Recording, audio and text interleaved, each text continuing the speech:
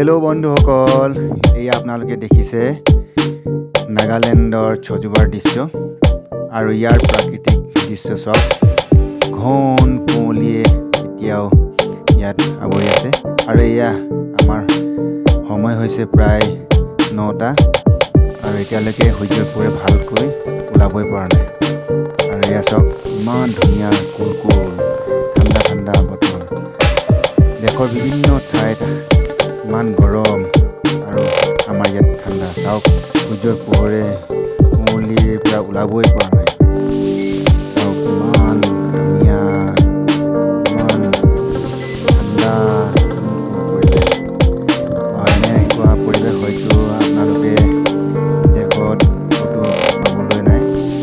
কাশ্মীৰত গ'লেও পোৱা নাযায় আৰু চিমলা বিভিন্ন ঠাইত গ'লেও পোৱা নাযায়।